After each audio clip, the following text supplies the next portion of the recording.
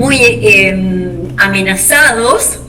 Y quizás Bolivia está en este momento más amenazado que Venezuela, que en este caso está tratando de sobrevivir como puede y se las va arreglando. Pero aparentemente parecía que Bolivia iba a establecer por todas las comunas y la población indígena un gobierno confederado, plurinacional, pero parece que Venezuela va teniendo un desarrollo mucho más intenso, más progresivo, a pesar de todos los problemas que tiene, de esta cultura comunal. Yo estuve leyendo ayer un golpe de timón, que es lo que una de las publicaciones de Chávez que anduvo circulando, y me hacía acordar, yo me acuerdo en 2001, por ahí en 2000, yo escuchaba los domingos cuando él hablaba a la gente, y él ahí apuesta comuna o nada.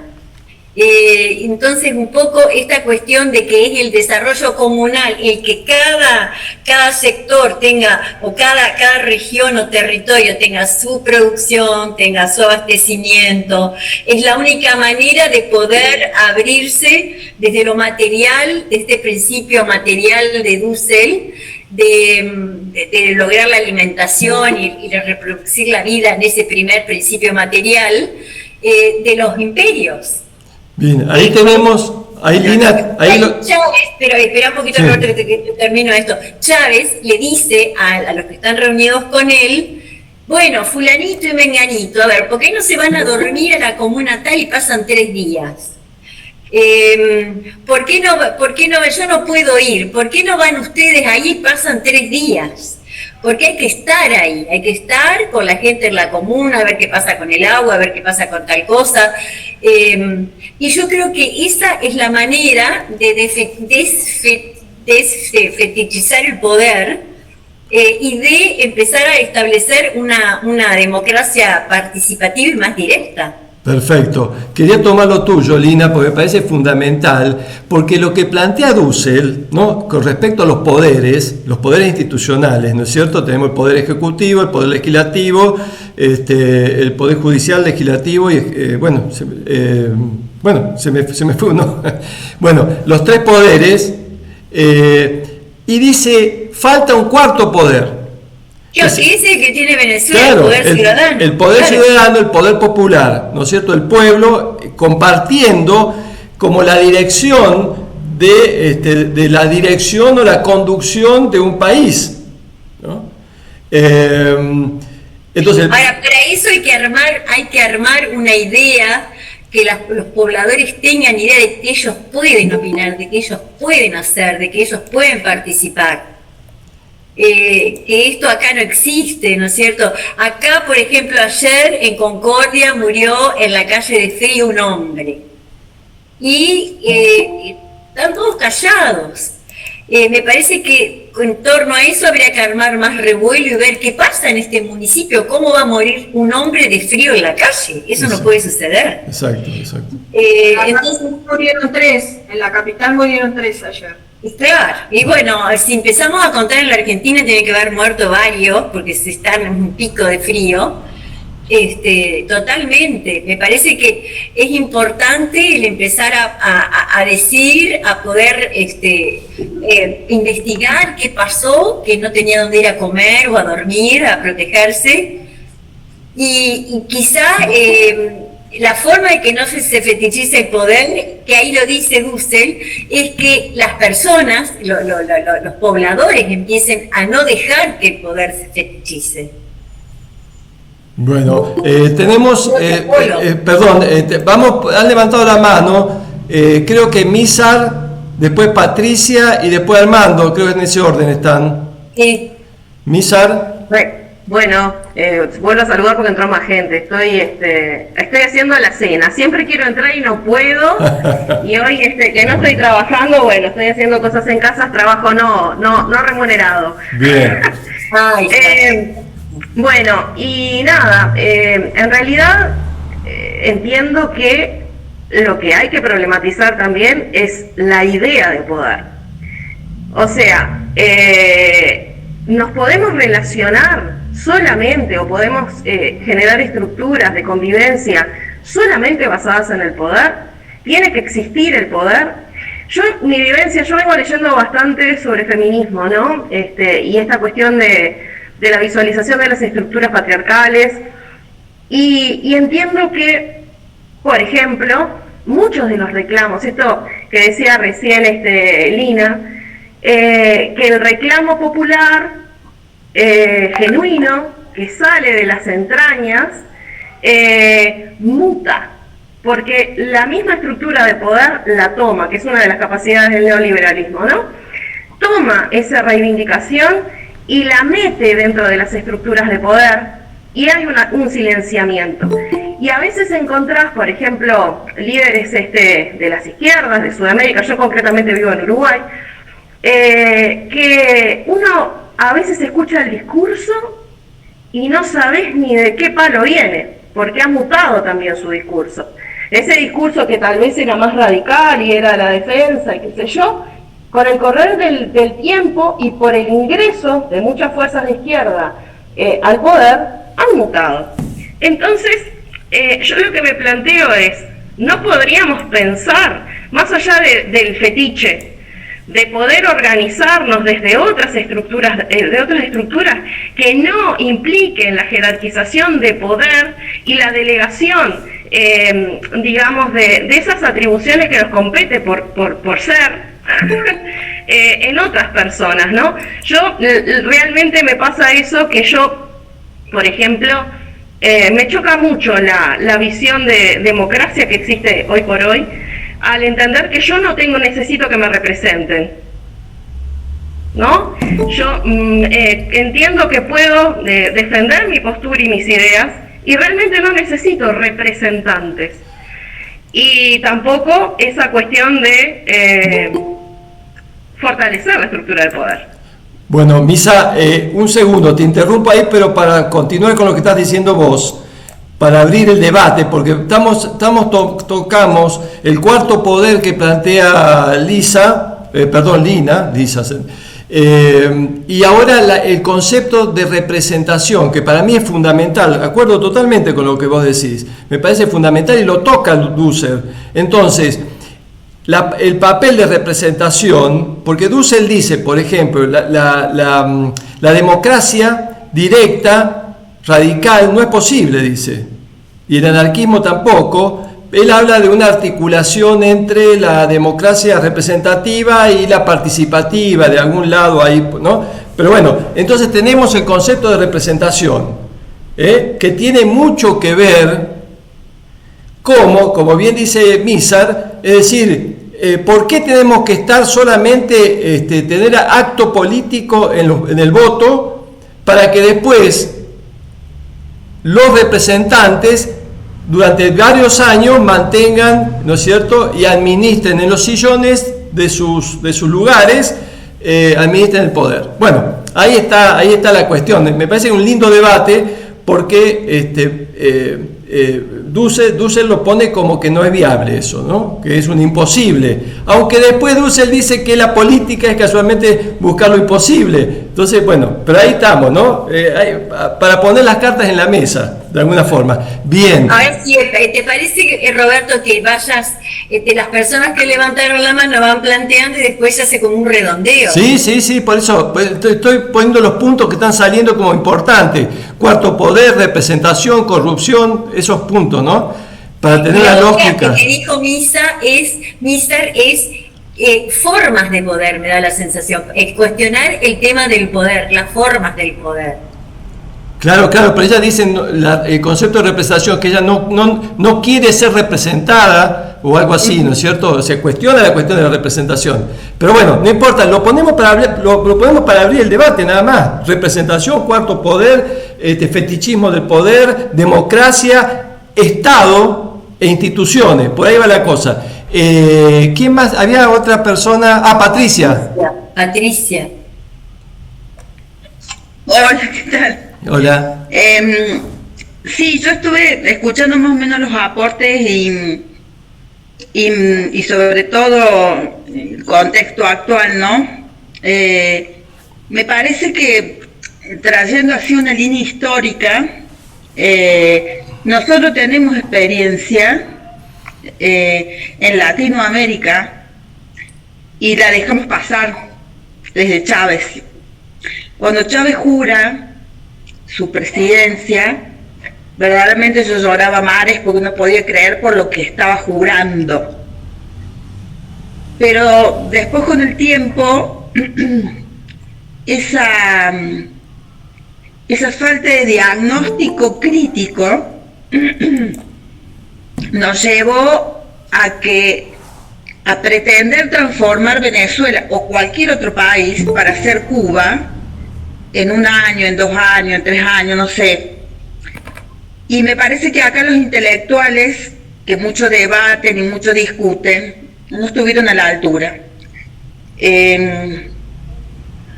Eso fue una pérdida de crítica constructiva, en el sentido de que vos no podés modificar un país en pocos meses, en pocos años, y pretender que de un sistema de 200 años de dominación capitalista, vos en unos pocos meses o años las transformes en comunismo.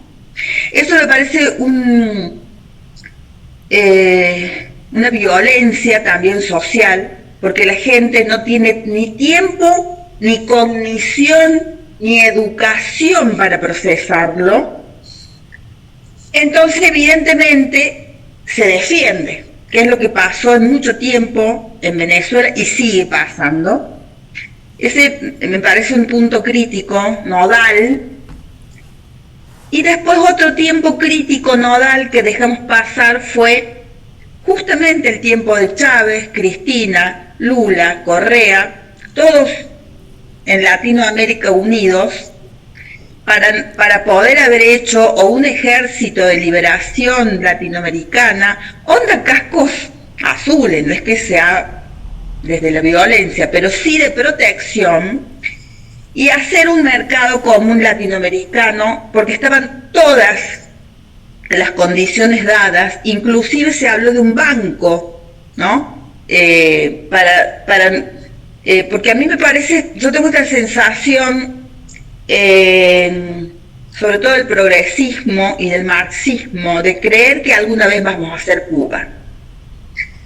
Si esa realidad la tenemos como meta, bueno, fracasamos desde el inicio. Lo hablo desde Argentina, ¿no? Porque un sistema capitalista que está ganando la batalla cultural en el mundo, ganando las derechas sistemáticamente en cada país y avanzando, si nosotros seguimos con la misma utopía casi mesiánica de que vamos a lograr, vaya a saber qué logro utópico, bueno, yo ya tengo 65 años y nunca lo vi en mi vida, y sigo. Y desde que tengo uso de razón, tengo la esperanza de una revolución. Después estudié, después crecí. Y yo no puedo creer que todavía, por lo menos la izquierda en Argentina, siga reivindicando cosas que son absolutamente, porque yo, si no sé si todos las conocen, a Mira Bregman en Argentina, admiro profundamente, porque una persona intelectualmente, éticamente intachable y políticamente intachable. Ahora, pasando esa ideología a la práctica, es -10. Bueno, pero porque no han gestionado está bien, pero ahí, ni un Patricia, centro vecinal, entonces, Patricia, dialoguemos. Discúlpame. Sí. Quiero seguir avanzando con el tema de la línea histórica. Pero, el poder. Seamos concretos, Patricia, después la seguimos, es decir, vamos por partecitas, ¿sí? Participan los demás. Quiero mencionar como 3 temas que salieron acá. Bien. La otra es la democracia, ¿no? Y el poder. Sí. Yo creo que Foucault ha dado demasiados elementos para saber que el poder está en todos lados, arriba, abajo, al centro, adentro, micro, macro y mega poder global. Y con respecto a las democracias, también Habermas, desde la teoría crítica, nos adelanta que hay distintas modalidades de democracia liberal, la democracia, sobre todo la deliberativa que habla él, ¿no? Que es interesante. pero de Habermas deja fuera el poder. Entonces, creo que Dussel justamente lo que viene a aportar es esta categoría de comunidad y de que nada está fuera de la política, ni la ética, ni la estética, ni ninguno de los temas que nosotros abordemos está fuera de la política. Y la política necesariamente tiene que estar en el poder popular, en el poder de la comunidad. Bueno. Sin eso no hay ningún tipo de formación, no hay ningún tipo de construcción democrática, porque como decíamos acá, muchos compañeros dijeron, cuando se llega al poder, se fetichiza de tal manera que pasa lo que está pasando en Bolivia, que yo comparto con la compañera, no me importa las internas que haya, si autogolpe, si no autogolpe, a mí me importa que esto está manejado del imperialismo, y en todo caso después se hará una interna, como en todos los partidos políticos, pero no podemos ser ingenuos de que acá no está la CIA, está en toda Latinoamérica operando para que cualquiera de los gobiernos, sea como sea, porque las estrategias son globales, con Milei, con un autogolpe, pseudo autogolpe, porque yo no creo en eso, pero instalando todos estos discursos para desgranarnos de alguna manera con los medios de comunicación, con la justicia, para que vuelvan a ganar ellos. Bien, Patricia. Ahí terminé. Sí, no, tratemos de ser un poquito más cortitos, chicos, así participamos y abrimos un poquito más la cuestión. Patricia planteó una cosa muy importante, me parece, ¿no? ¿Qué pasó con los gobiernos, la oportunidad de los gobiernos, ¿no? Kirchner, Lula, etcétera, ¿no? ¿Qué pasó ahí, no? Primero, para volver a Dussel y pensar desde Dussel, ¿no es cierto? Primera cuestión, ¿quién tiene el poder? ¿Quién tiene el poder? El poder lo tiene el pueblo, es decir, el poder de la comunidad. Dussel habla de potentia, ¿no?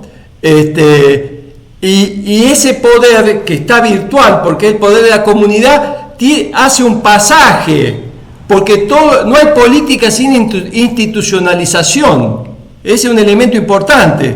Es decir, los seres humanos se juntan y tienen que armar institución. Es decir, ahora, ¿qué tipo de institución es otra cuestión? Entonces tenés la comunidad como el verdadero ejercicio del poder y después la representación a la manera del poder que tenemos ahora democrático con la potenta que sería el poder representativo, ¿no? El poder institucionalizado. Bueno, ahí estamos. Entonces, ¿qué habrá pasado, como dice Patricia, con todas las opciones que tuvimos, ¿no es cierto? Bien. ¿Quién sigue levantando la mano? Armando, me parece que sí. Estaría... Bueno, yo quería platicarles acerca de los conceptos de Dussel. Dussel tuvimos la fortuna en México de tenerlo aquí y perdió mucho en la ideología de Andrés Manuel. Andrés Manuel ha sido una persona muy atacada. Yo no soy partidario de ese tipo de políticas reformistas, pero en la democracia ahorita, digamos que con tintes de izquierda está en México. Todo el mundo, los norteamericanos, como dice Patricia y Liliana, están metidos en todo. Metieron mucho dinero a la derecha para poder aplazar el movimiento y decir que Andrés Manuel era un peligro para México, como siempre lo han dicho, y que estaba ligado al narcotráfico. Entonces ellos buscan todas las formas posibles de destruir cualquier tipo de democracia que hay en Latinoamérica, que no dudo que esté pasando y estoy casi seguro en todas partes de Latinoamérica. Pero aquí Dussel ha ayudado mucho a la democracia en México porque formó el Instituto de Formación Política, en el cual hubo mucha gente que sigue habiendo mucha gente que va a las comunidades, que trabaja en las comunidades, que ve la potencia que tú decías, Roberto, que es el poder del pueblo, y luego los protestas deberían, ese es el paso que le falta a Morena o a la izquierda de México, que los mejores del pueblo sean los protestas, sean los funcionarios en las instituciones, que haya la factibilidad, que es un concepto que él maneja mucho, y que no caigan en el fetichismo, porque desgraciadamente lo que pasa mucho en Latinoamérica es que como estamos formados ideológicamente a partir del ego, a partir del individualismo, pues tenemos un gran problema de cuando llega alguien al poder que nunca ha tenido nada, dice que el loco se quiere volver. Entonces se vuelven egoístas y vuelven a caer en el mismo sistema del sistema capitalista. Lo están absorbiendo. Y luego entonces, un concepto que me gustó mucho en el libro de 20 tesis es la cuestión de los cambios cuantitativos, cualitativos, que de todas maneras, si se fijan bien, Dussel tiene mucho de marxista, porque por ejemplo cuando habla de la unidad y lucha de contrarios que están ahí presentes en las sociedades, al final del día es lo que va a pasar. La sociedad va cambiando, todo está cambiando.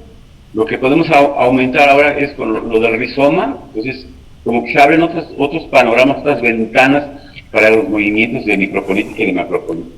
Bueno, hasta ahí le dejo porque si no, no voy a acabar. Bien. Bueno, pero entonces me parece que el nudo, para seguir el debate, y levanten la mano así los que quieren participar, el nudo entonces estaría en el poder delegado que lo da el pueblo da, estamos hablando de los conceptos de Dussel, ¿no? Poder delegado, ¿no? Y por otro lado, el poder obedencial, ¿no? Es decir, que aquel que está en el poder debe obedecer el mandato representativo de la base, ¿no? De las bases populares. Ahí está el germen de la dificultad. Ahora, ¿por qué se pervierte tanto los estados? Sería un poco la pregunta también, una de las preguntas, ¿no? Bueno, voy a pasar, hablando de todo un poco, y la compañera que habló de la representación, voy a poner en el chat el link del seminario que casualmente se llama proceso de individuación, que casualmente trata de trabajar todo lo que está dando vuelta por debajo. Para los que quieran, ahí les paso. Bien, no sé quién levantó la mano ahora. Yo. Vamos. Liliana. Continuando con muy poquito, ¿no? Sí. Lo que ustedes ya me conocen un poquito también, ¿no? Que me instalo en Latinoamérica, en el Avia Yala, no en Europa. Desde el Avia Yala nosotros tenemos una experiencia golpista muy grande y también colonizada, porque efectivamente la colonización subjetiva hace a una forma de funcionamiento muy compleja, porque no es solamente soplar velas y que surja del aire mágicamente un gobierno democrático no liberal. Imposible. Es una construcción de cómo subjetivamente las personas vamos cambiando para tener el poder popular, porque si no, pasa lo que nos pasa a nosotros en Argentina. ¿Qué tenemos? Que el pueblo votó a un, no diría fascista porque tampoco sé cómo catalogarlo a Milei, pero saquemos toda la psicopatología que le introduce todos los medios de comunicación y ellos mismos, ¿no? Pero un gobierno de ultraderecha, un gobierno que está identificado con el terrorismo de Estado. Esto es gravísimo lo que nos está pasando. Pero lo votó el pueblo también, la mayoría del poder popular lo votó a él. Pero esto ¿con qué tiene que ver? También con una subjetividad absolutamente colonizada. Por eso yo la vez pasada planteaba la importancia que tiene esto que hacía Fidel, que hacía Chávez, que hacía Pérez Obrador, esto de ir concientizando, pero no solamente bajando líneas, sino escuchando y ponerse en el lugar, digamos, de las personas comunes, ¿no? De las personas comunes, educando a las personas comunes. Por eso Dussel decía democracia participativa y comunitaria, ¿no? Me parece que es otro tipo de representación, no es la representación neoliberal, porque neoliberal es una democracia neoliberal. Estoy hablando de otra democracia, estoy hablando de otra obediencia. La obediencia que plantea Dussel no es la obediencia que plantea Europa, no es desde el punto de vista, es la obediencia al pueblo, al mandato del pueblo. Inclusive yo me acuerdo que Dussel una vez decía, y si en una semana no cumplen con lo que ellos prometieron, tienen que ir a la cárcel. Es así de simple. Bueno. Si ellos prometieron algo, se tienen que ir. Entonces me parece que el problema, digamos, que se nos presenta ahora, la ignorancia que hay en relación a su funcionamiento digamos, en un sistema colonial. No es ni neocolonial ni nada, ni recolonial ni nada, es colonial, sigue siendo colonial. Lo que pasa es que hay otros modos, está la computadora, el celular, las redes, la inteligencia artificial, pero sigue siendo colonial como el siglo XV. Y nosotros vamos camino hacia el medioevo. Entonces, como vamos camino hacia el medioevo, tendremos que encontrar mecanismos nuevos que nos represente psíquicamente también, porque la subjetividad está hecha pelota. Ahí está. Me parece que tendríamos que buscar el problema de la potencia, todo lo que decía Dussel, pero en este momento que es tan peligroso, tendríamos que resignificar subjetivamente todo lo que está ocurriendo. Eso quería decir. Perfecto. Porque es importante instalarse desde América, desde Latinoamérica. No digo desde América porque no quiero que Estados Unidos nos saque la palabra América también, porque bastante lo sacó epistemológicamente, la riqueza nos saca todo y encima nos saca la palabra América.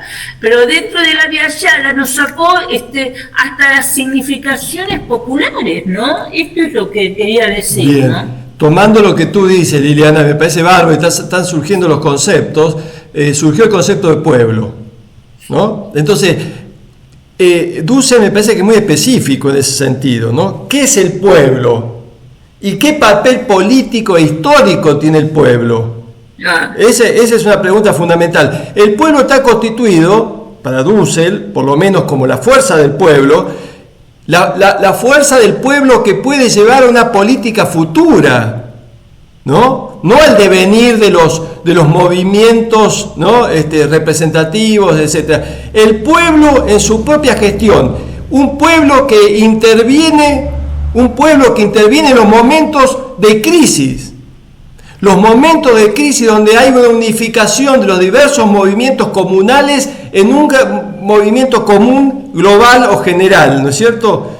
Entonces, el pueblo está constituido por los oprimidos y por los excluidos, porque es el marco desigual que constituye una sociedad.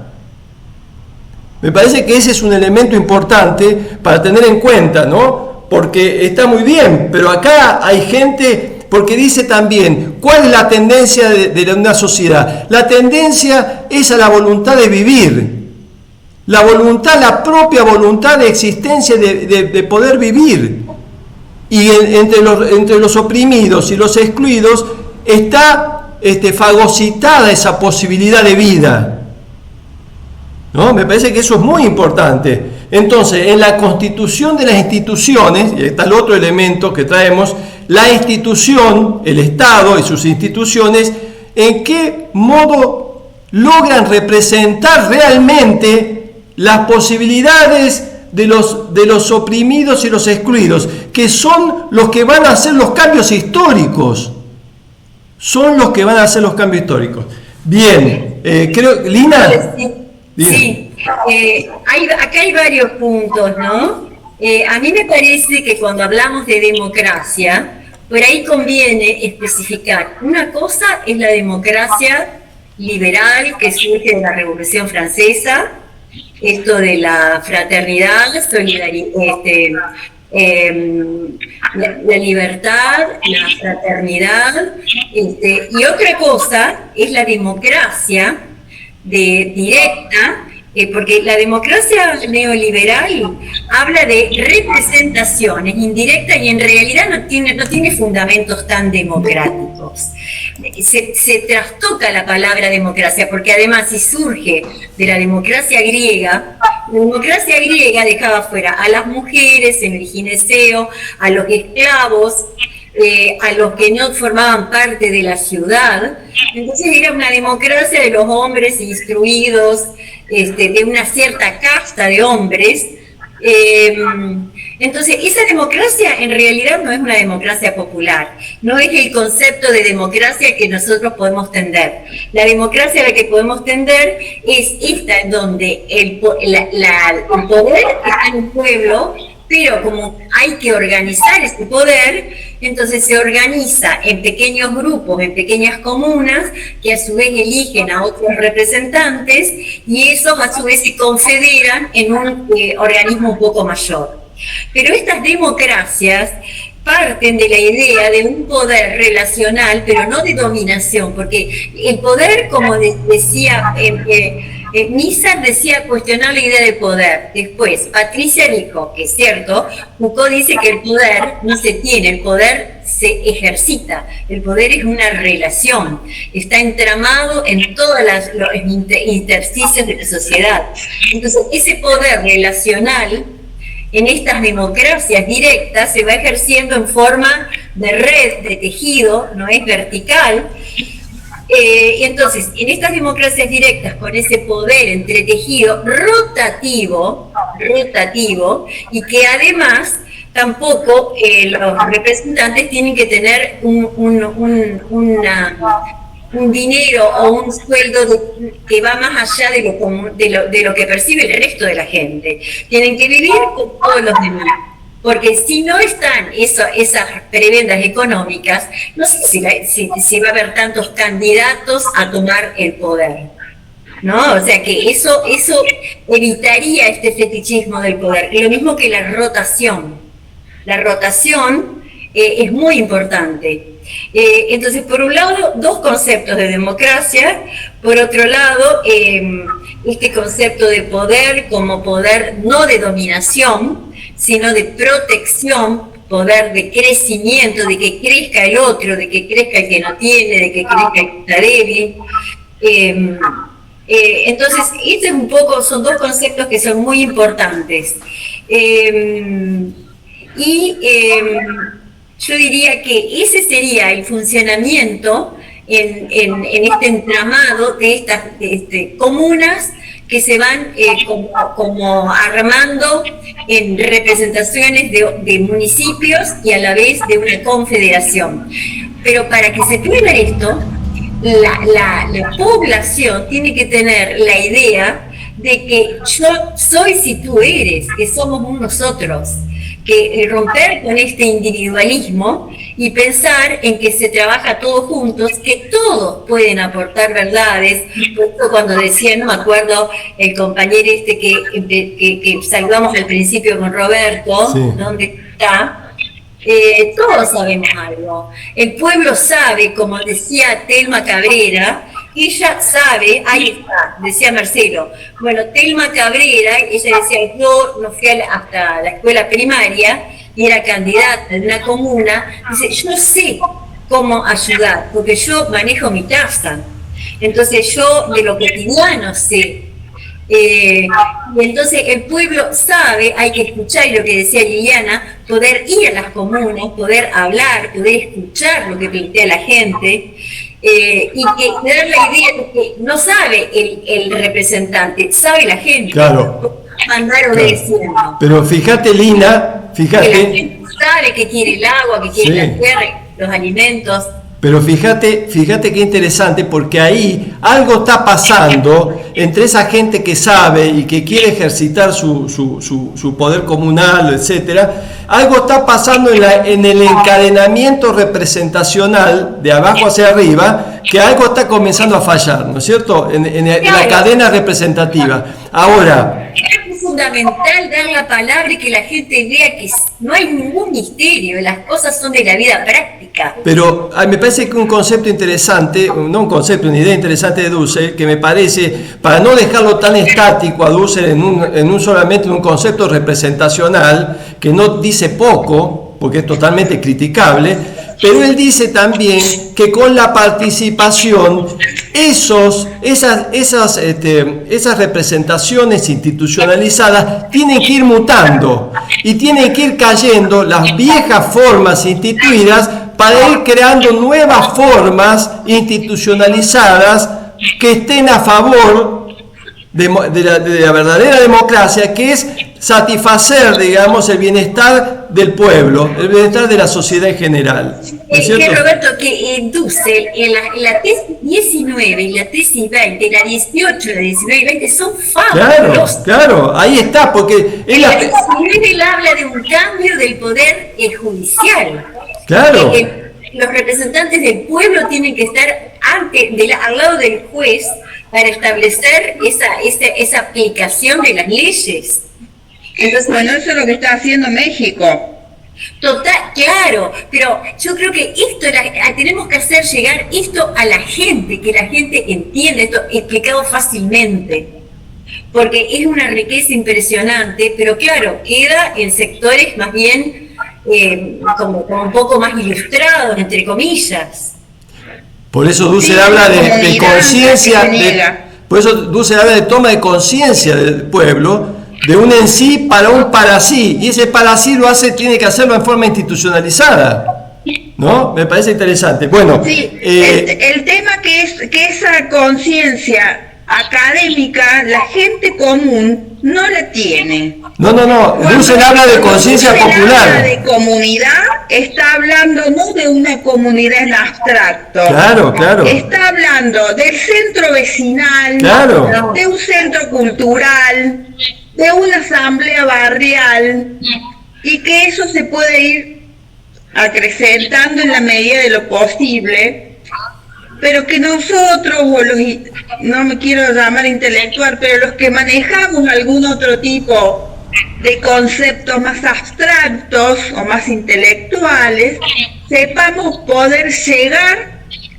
a ese sentido común que lamentablemente nos está destruyendo, porque vieron que está muy de moda la palabra sentido común.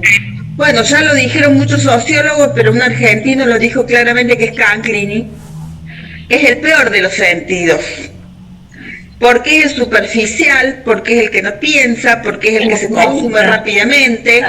Entonces, en esa batalla es la que tenemos que dar el sentido común, Claro. que no sea posverdad. Por eso Dussel habla y dice que los pequeños movimientos en un momento histórico, porque aparecen y desaparecen también en la dialéctica de los movimientos populares, esos pequeños movimientos en el centro vecinal, etcétera, es decir, se unifican en un determinado momento histórico, y ahí es cuando aparece el pueblo, comunidad, ¿no es cierto? Tal cual. Pero bueno, el problema que tenemos sí. en Argentina es que también tenemos un peronismo del cual yo milito, lamentablemente, o por suerte o por desgracia, depende de quién lo escuche, que verdaderamente tiene un organigrama o una mentalidad bastante verticalista, que yo no voy a dar detalles en Córdoba, pero en Córdoba hace 20 años que gobierna un Estado menemista o un Estado peronista del más liberal. Entonces es complicado hacer comunidad cuando en los barrios, que es el territorio más básico, lo manejan WhatsApp, Claro. de punteros políticos, Claro. inclusive en temas muy sensibles como es la seguridad, como es el trabajo social. Entonces se hace mucho más complicado trabajar el territorio, Bueno, ¿no? y ahí está lo que dicen. Reterritorializa las comunas, sería que el Estado reterritorializa las comunas. Y ahí está el fetichismo del poder, es decir, el poder enquistado, el poder donde es autorreferente el poder. El poder no puede ser autorreferente del propio representante, tiene que ser referente de la delegación de los representados. Bueno, vamos, hay gente, perdón. Roberto, Sí. Mirta Bruno Sí, por eso. decía, Ah.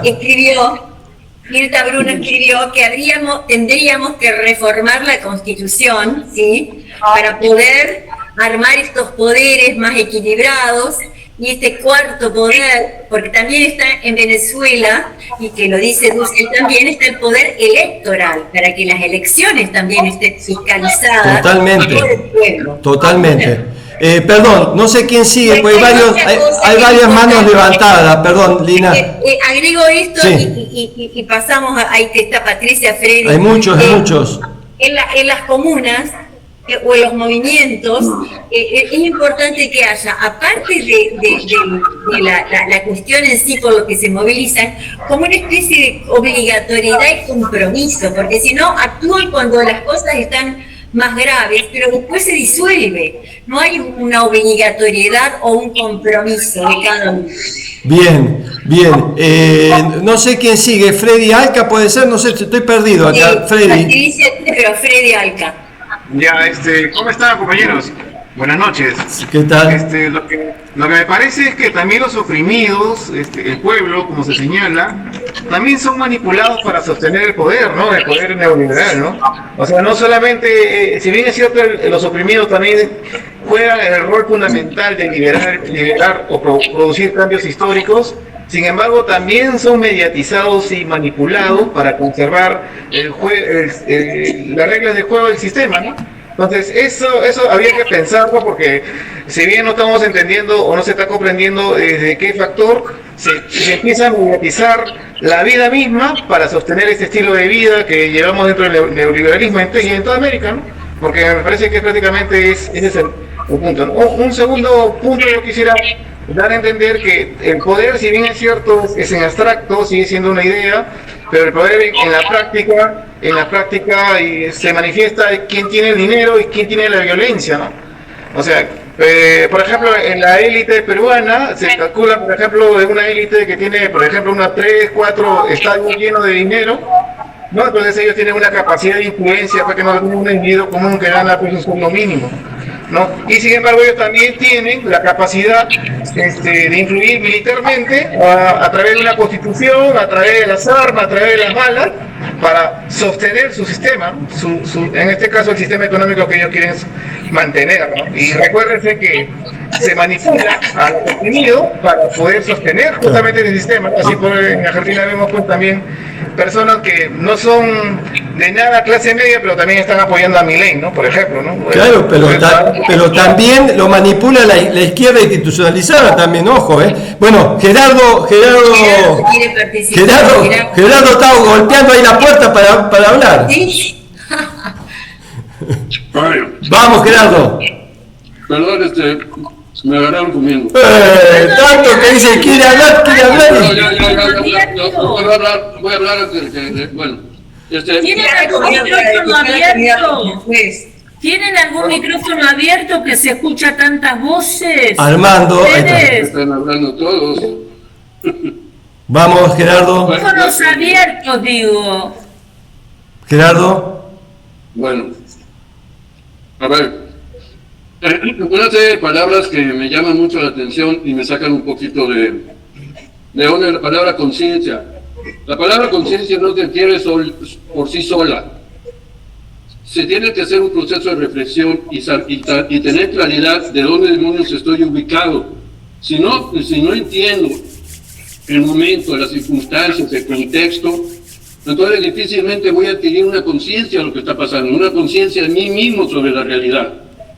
Ese es un gran problema. Otro gran problema es que lo que me hace consciente es el diálogo que pudiera encontrarme con otras como yo, que tienen la curiosidad por saber qué demonios está pasando y cómo estamos haciendo para poder enfrentarnos a ello. Eso implica una ruptura con el contexto en el que estamos viviendo.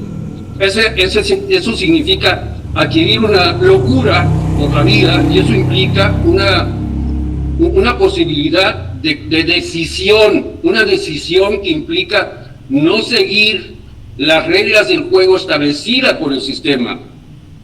La democracia participativa ha sido una mierda.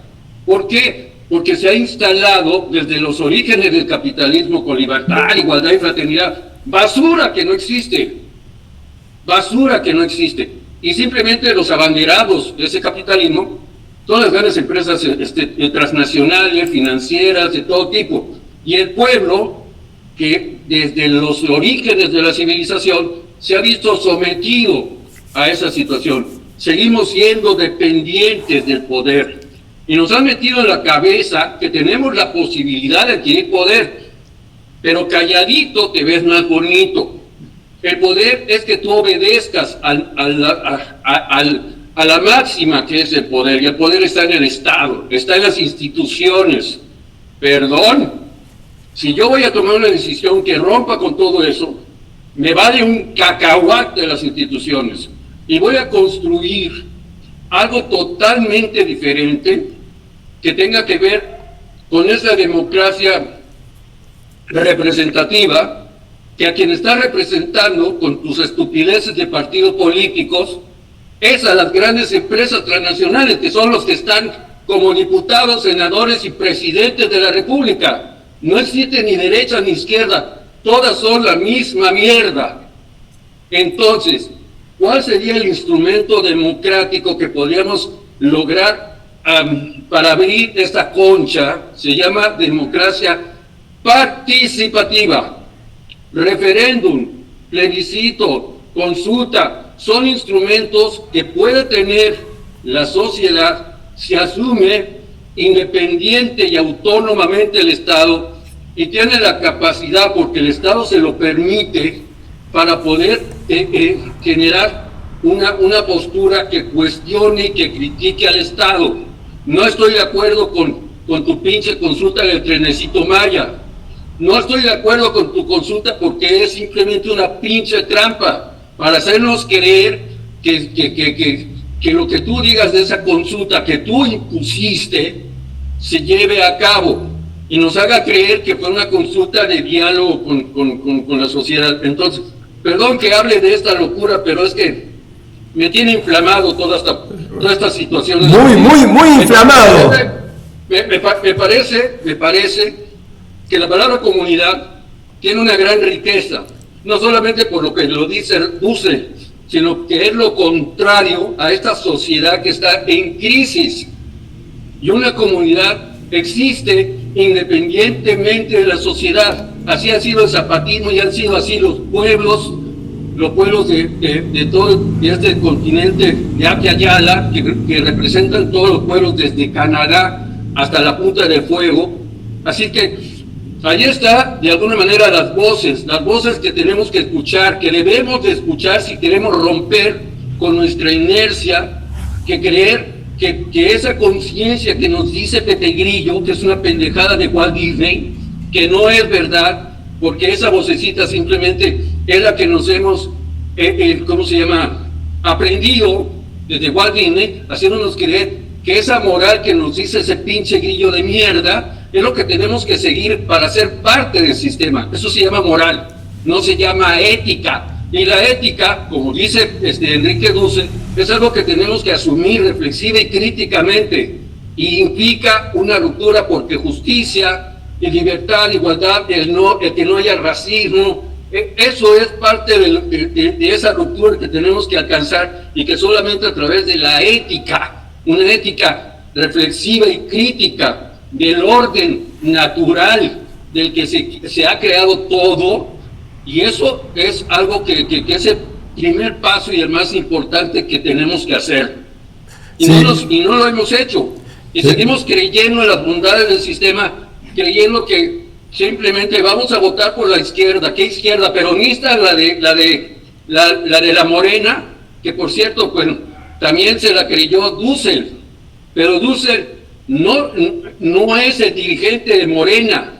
Simplemente lo contrataron para crear bases sólidas dentro de las estructuras, pero para que la propia estructura tenga una autonomía y pueda cuestionar precisamente a su propia autoridad, que es el presidente, y no lo ha logrado. Se ha sometido, se ha subordinado. No existe esa situación. Bien, gracias. Perfecto. Gerardo está inflamado, como él mismo dijo. Realmente, pero lo que dice Gerardo es totalmente cierto, y hay una alternativa. El próximo lunes 8, vamos a tener como invitada a Diana Itzu y hablar de su experiencia en el zapatismo, ¿no? Ahí vamos, porque, ¿no? Es decir, de pronto, ojo, tomando lo que dice Gerardo, me parece que primero el sistema... no podemos ser tan ilusos muchas veces, ¿no? Está bien, no vamos a tener un cambio revolucionario en el momento, pero tampoco, ojo, de confiar tanto y delegar tanto, así pasivamente, a los representantes, ¿no? Porque no tenemos lugar. Es decir, hacemos una masiva transferencia al poder centralizado del Estado y sus instituciones y los partidos políticos.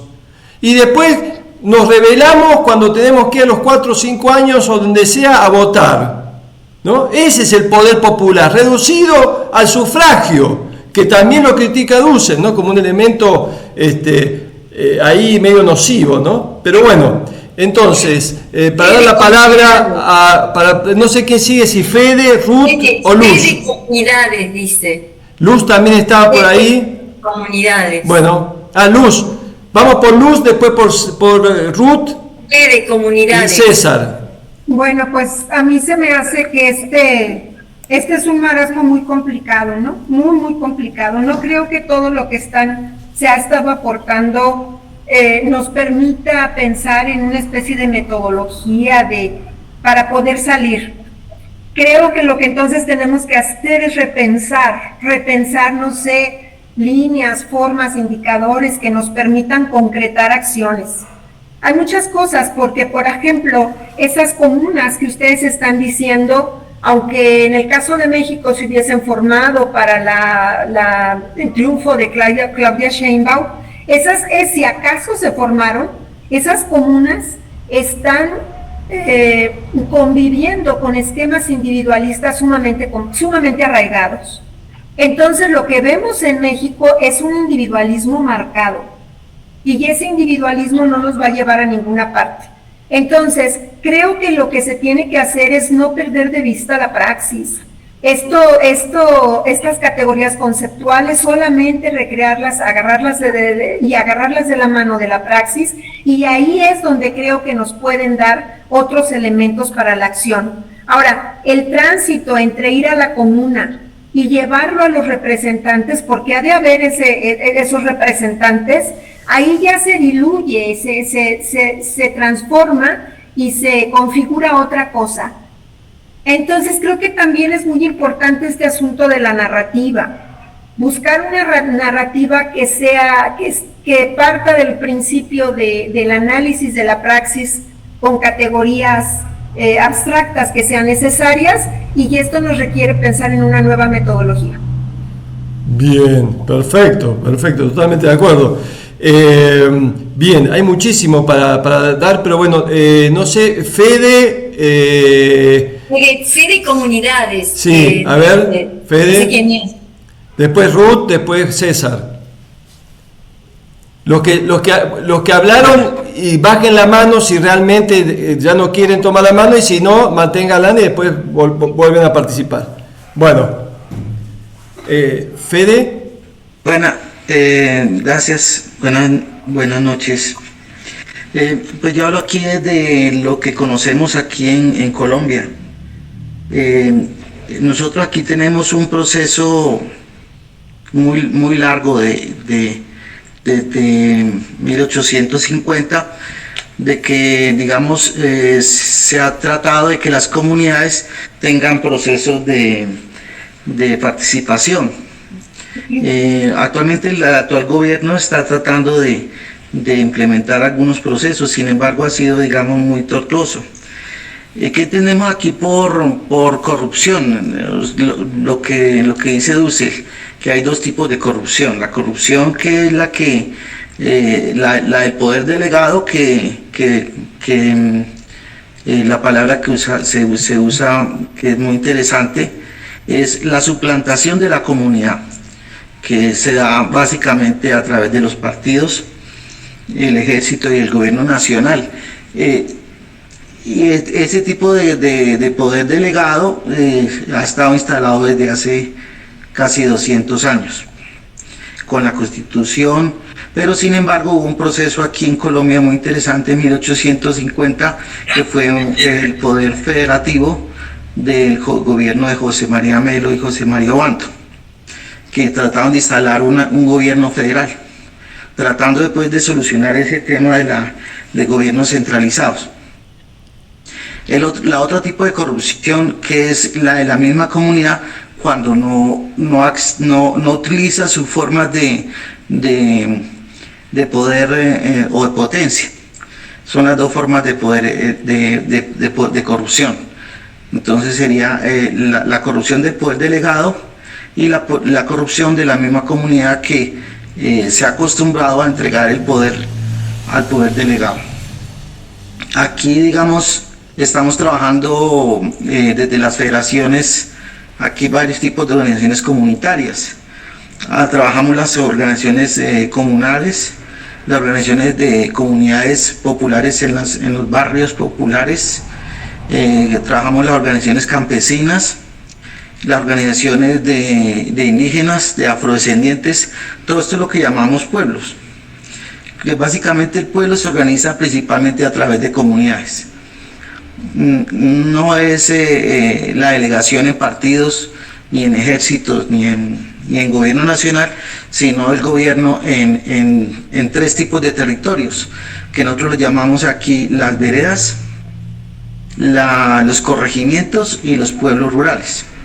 Eso es básicamente el tipo de poder popular.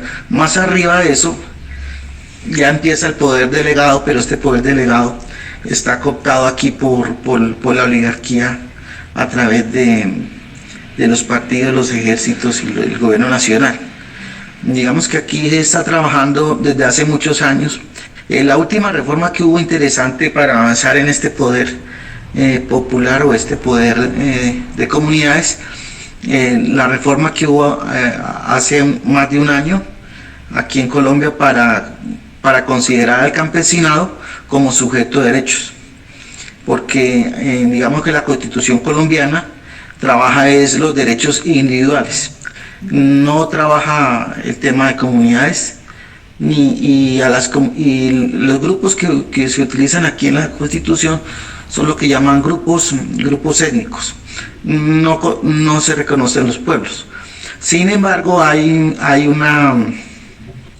un apartado que estamos utilizando aquí que llama el bloque de constitucionalidad, que es que Colombia ha firmado convenios como el OIT 169, que habla de los pueblos tribales y los pueblos indígenas. Eso es lo que básicamente hemos manejado aquí para aportar a la discusión sobre la corrupción del poder delegado y el poder soberano, o la potencia del poder soberano, que son las comunidades, no el poder delegado. Claro, bien, Fede. Lo que pasa es que primero que hay diversas realidades, habló gente de Colombia, de México, etcétera, ¿no? A mí me da la sensación, no sé qué piensan ustedes, que de este poder obedencial de los representantes con su pueblo y este poder delegado, lo que sí existe fuertemente el poder delegado. Ahora, el poder obedencial, nada, ¿no es cierto? Entonces, la pregunta ahí es ¿cómo vamos a pensar esto tan aceitado que tiene la gente, los partidos políticos, que de pronto, y sobre todo la izquierda, que concentran los sindicatos, ¿no? Y concentran los movimientos sociales? Ahora, los sindicatos, por lo menos en Argentina, son los gordos enriquecidos. Todos lo conocemos, en su amplia mayoría, por supuesto hay excepciones. Y después están los movimientos sociales, que en muchos casos entran en una dialéctica de los planes, el dinero y toda una serie de cuestiones, ¿no? Que está bien. Pero ahora, cuando se queda solamente en eso, cuando los movimientos son solamente eso, cuando se burocratiza la representatividad del poder popular, ahí está la cuestión, ¿no? Entonces me parece que ahí está toda la cosa media engorrosa. Bien. Me gustaría dejar sentada una cosa por lo que escuché que se me cortó recién. Sí. Que estando en Argentina, los que estamos padeciendo otra vez casi un gobierno de facto, que es terrorismo de Estado, y lo hablo en términos personales, y precisamente por estar referenciando Mendussel, que México es un faro de esperanza, porque pocos en Latinoamérica, y cuando yo empecé a hablar de una línea histórica, pareciera que se construyen referentes mesiánicos, ¿no? Si no es Chávez no es nadie, si en Cristina no es nadie, si es Lula no es nadie, y no hay un proyecto donde se delegue esa transformación y se continúe. Ahí está. Y así estamos. Cosa que sí ha pasado en México. Lo que está pasando en México no ha pasado en toda la historia de Latinoamérica. Y el que no objetive eso, estamos en problemas. Porque acá hubo gobiernos de avanzada, como el de Néstor y Cristina, con reformas absolutamente interesantes. De todos modos, no se hicieron reformas estructurales. Y pasó lo que pasó. Llegó Macri, ahora Milei, en Brasil Bolsonaro. Bueno, ¿y para qué voy a hacer la historia que ya todos sabemos? Entonces, yo quiero recuperar a Dussel en cosas concretas. Y en cosas concretas es algo que sucede históricamente en México, con una profunda admiración de tener hoy una presidenta mujer con la cantidad de votos suficientes como para hacer una reforma judicial, y ellos bien dicen que van por etapas y seguramente no tiene ninguna cosa terminada, ni llegaron al sumum de la perfección, pero el Estado de Latinoamérica y el imperialismo que tiene Latinoamérica desde hace 500 años, creo que México, frontera del imperialismo, no nos puede ser indiferentes, por un lado. Y por otro lado, decir que este Abya Yala, que tanto se menciona, es muy interesante porque nos trae a la comunidad, al buen vivir, a la naturaleza, pero de ninguna manera ese Abya Yala va a ser volver 500 años atrás. Que pareciera que muchos, con las comunidades originarias, y depende del país, no es lo mismo Bolivia que Argentina en relación a este Abya Yala, si desde la intelectualidad o del pensamiento no se puede hacer esa diferencia, estamos fritos.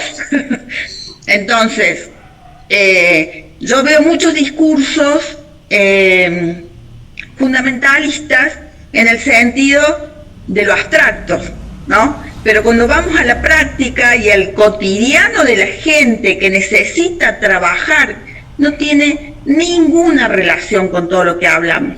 Entonces yo le comenté a Roberto, mi intención de participar es siempre que se hable desde la realidad casi pragmática de lo que pasa con la gente. Y la gente falta muchísimo, pero muchísimo, no sé si años o décadas, para que pueda tener la abstracción de algunos de los conceptos que nosotros estamos manejando aquí, y ojalá tengamos la paciencia, pero también la sabiduría popular, no académica, y no del sentido común, que podamos acercar a la gente de los sectores más vulnerables a tener esa conciencia no crítica ni académica, de clase, que logró en alguna medida Venezuela y que hoy está logrando México. Así que, bien. Muchas gracias. No, perfecto, está bárbaro. Ahora, Patricia, me parece que para construir una política futura, y lo que falta casualmente, lo que vos decís, proyectos que articulen ese cuarto poder que dice Dussel, y que él referencia mucho con Venezuela, que es el único que avanzó, no totalmente, pero que avanzó en la posibilidad de cuarto poder, es decir, lo comunal, la práctica, los políticos bajen, que le den participación en la toma de decisiones, etcétera, etcétera. Pero también no tenemos que caer en los dualismos propios del sistema capitalista, ¿no? Que está el intelectual por un lado o el práctico por el otro. No, esto es una confluencia. Sí, absolutamente. Claro, yo quiero que todos los sectores, desde el más vulnerable, tenga acceso a la educación, y que deje de haber un racismo de la inteligencia, que es un término que no lo digo yo, lo dice un sociólogo muy importante como Pierre Bourdieu, que opera en las políticas cuando se tiene 500 años de dominación y las universidades públicas todavía producen académicos absolutamente lejos de la realidad del pueblo. Entonces, cuando las universidades públicas, sobre todo, no pretendo de las privadas, tengan proyectos académicos relacionados con el pueblo. Fíjense, yo no puedo acá en tiempo corto, pero se los voy a transmitir en algún momento por las investigaciones que hay en la Facultad de Arte, pagas por el pueblo argentino. Yo no les puedo dimensionar lo ridículas que son, y las pagamos todos con nuestros impuestos. Entonces, cuando la derecha sale a decir investigaciones que no tienen ningún sentido, porque son individualistas para tener el título, pero te doy un ejemplo, con 2 o 3 titular de cátedra y 2 o 3 amiguitos para hacer investigaciones que se les pague el CONICET, no tienen ninguna relación con el pueblo. Hasta que eso no cambie, lamentablemente ninguna transformación se puede hacer en esta simbiosis, ¿no? Pueblo, académico, universidad. Doy un ejemplo, doy un ejemplo y paso la palabra. Un ejemplito nomás. En Ecuador, en el seminario que voy a dar ahora, está el tema de cómo, voy a empezar con cómo piensan los bosques, de Eduardo Kohn, un hermoso libro, ¿no es cierto?, que es de un antropólogo en Ecuador, en la selva ecuatoriana, y bueno, plantea una serie de cosas. Pero el tema es que en el gobierno de Correa hubo una lucha realmente, ¿no es cierto?, del pueblo, de las comunidades originarias de ahí, de Ecuador, de la selva de Ecuador, ¿no es cierto?, una lucha contra la instalación de las petroleras en Ecuador, chinas, ¿no es cierto?, y con otras del gobierno nacional. Bueno, ¿qué es lo que dijo Correa? Roberto, Nízar quiere hablar, es cierto. Sí, ahí lo pasamos. Doy el ejemplo nomás. ¿Qué dijo Correa? Basta con los ecologistas infantiles. ¿Qué pasó? Ganaron la lucha los pueblos originarios y lo pudieron conservar su territorio. Digo, para que veamos que también la izquierda, ojo que la izquierda se parece mucho al centro y el centro se parece... O sea que vos estás en contra de la tecnología, de cualquier tipo de tecnología, no digo particularmente del petróleo, pero... no, lo que estoy diciendo es un efecto concreto. O tener algún tipo de convivencia con la tecnología. Pero el desastre que hacían los pueblos originarios en la selva ecuatoriana y todo lo que el desastre que iba lo frenaron pueblos originarios en lucha. Y el presidente, cuando estaba como presidente, dice que basta con las ecologías infantiles. Digo, para que la cosa tampoco la idealicemos de los partidos de izquierda, que bueno. Damos la palabra porque estamos. ¿Quién sigue, Lina? Mízar. No, pará. Bueno, después está Ruth, está César, está Lili, está Freddy. Mízar. Iba más o menos por el mismo lugar que ibas tú, en relación a... hay como una idealización, ¿no? Una dicotomía, y la historia ya hace rato que no se lee en esta perspectiva de los dos demonios, ¿no?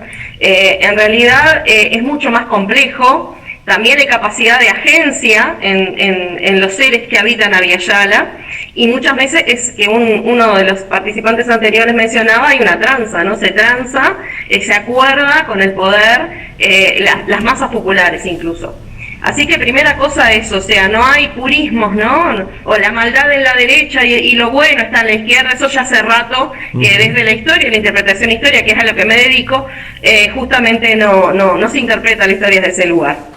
En realidad lo que nosotros vemos, y medio me dejó picando esta cuestión de un momento histórico donde las izquierdas estuvieron en el poder en América Latina, esas izquierdas que no son izquierdas, porque ya no existe aquello que se mencionaba como izquierda, pertenecen a un sistema que integra el capitalismo, a un sistema neoliberal, y en realidad las políticas que desarrollan tienen matices de gasto social mayor o menor, pero no es necesariamente una ruptura con el sistema capitalista.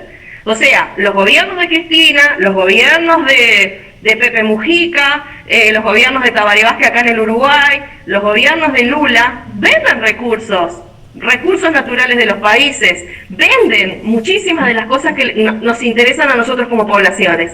En el Uruguay, por ejemplo, tenemos instaladas las pasteras a partir de los gobiernos progresistas, y tenemos una contaminación, y hoy por hoy que tenemos la riqueza del acuífero guaraní, se la están llevando.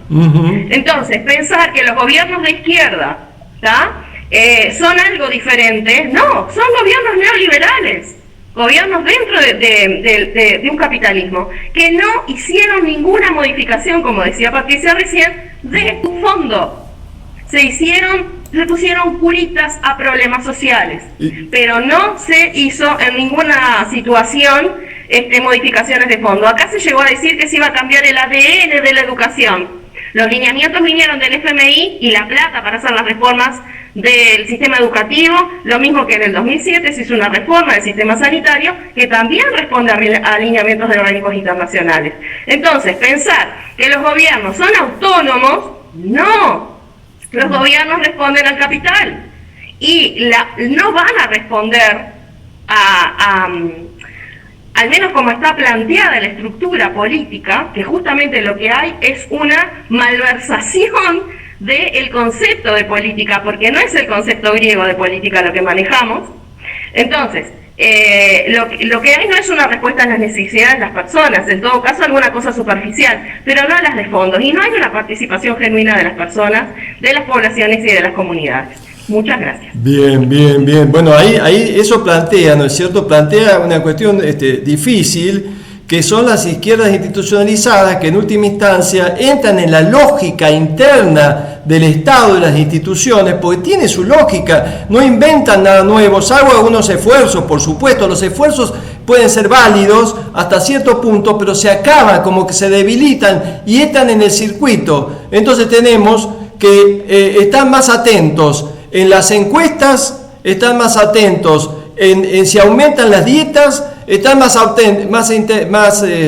pendientes de las luchas internas con los otros partidos, siguiendo la misma lógica interna del poder, y el pueblo, bien gracias, ¿no es cierto? Aparte ni hablemos que se enriquecen, ¿no? Los sindicatos, por lo menos en Argentina, los sindicatos y muchos de los representantes políticos, todos viven en lugares, primero que viven en sus despachos cuando están, y por otro lado, ¿no es cierto?, viven en lugares, en country, etcétera, etcétera, ¿no? O sea, la mayoría gozan de buen poder económico. Entonces, hay un problemita ahí, ¿no? Que bueno, no nos da el tiempo para poder analizar un poquito más a qué se debe esta perversión del poder, este fetichismo. Pero bueno, paso no sé si Ruth, Freddy, César, no sé quién sigue. ¿Quién está? ¿Ruth? No sé. Bueno, o César, los que no hablaron, por favor. ¿Aló? Sí. Ruth. Yo, Ruth. Bien. Sí. Buenas noches, hermanas y hermanos. Primero, disculpas porque no he podido terminar de leer el documento de Dussel que nos compartió el hermano Roberto, pero me comprometo a leerlo para el próximo encuentro, o si no, ya vamos a estar conversando. Sí. Yo muchas gracias primero porque he escuchado desde el inicio de este encuentro todas las motivaciones y los conceptos y las opiniones de todas y todos ustedes, y muchas gracias porque realmente me nutre, ¿no?, mi saber, mi conocimiento. Entonces, con todo mi sentimiento y mi pensamiento, muchas gracias a todas y a todos. Y escuchando las participaciones, yo rapidito quisiera referirme a dos cositas. Primero, ustedes saben que la Constitución Política del Estado, aprobada en 2009, ha incluido en este tema, digamos, de la existencia de tres poderes que ya no se llaman poderes en la Constitución, sino se llaman órganos, ¿no?, judicial, legislativo y el ejecutivo. Y en el tema de los modos, digamos, de representación y de participación ante la Asamblea Legislativa Plurinacional, donde funciona precisamente esto, del trabajo de senadores, diputados, etcétera, ha habido una construcción muy interesante, yo diría, en Sucre, donde se ha elaborado la nueva constitución, donde salió que se mantenía, digamos, ¿no?, la elección vía por el voto ciudadano, pero hay una inclusión en la reforma en que dice que la representación y participación de los pueblos indígenas originarios campesinos no van a ser vía partido político, ¿no? Es decir, si hay un voto es a quien representa un partido político, pero los pueblos indígenas originarios campesinos no. Ellos van a ir a la Asamblea Legislativa plurinacional de manera directa según su modo de administración y lógica política. Lo que está, y no me gusta a mí el nombre que han usado de usos y costumbres, dice, ¿no? Según usos y costumbres, lo que yo traduzco eso, digamos, según su cosmovisión, según su organización política, administrativa, social, cultural. Entonces, de ese modo, los pueblos indígenas y campesinos tienen su presencia en el espacio legislativo según sus normas, pero de ellos es, como decía la hermana Lina, si no me equivoco, decía que es rotativo, ¿no? Es circular, es rotatorio, entonces ellos tienen ya sus categorías que aquí no le toca este año, al otro año, entonces de forma rotativa. Y es rotativa porque nombran, digamos, al que tiene una figura ética, moral, que se ha ganado en la comunidad de acuerdo al servicio prestado en la comunidad, ¿no?, para el bienestar de toda la comunidad. Entonces ese ha sido para mí una inclusión, digamos, muy, no sé si interesante, no me gusta el término, pero que podía darle otra tonalidad a este modo de participación en la estructura del Estado. Segundo, quería referirme, está ligado a esto, que cuando estaba el hermano Evo de presidente, evidentemente a través de políticas públicas muy cercanas, digamos, a las comunidades, él cada día iba a las comunidades y entregaba obras, ¿no?, que los operadores decían: esta comunidad necesita agua para riego, esta comunidad necesita un puente o una cancha, entonces así. Y de ese modo es que ha habido acercamiento primero a las comunidades, como en su discurso del hermano Evo siempre decía: yo voy a gobernar obedeciendo al pueblo, ¿no?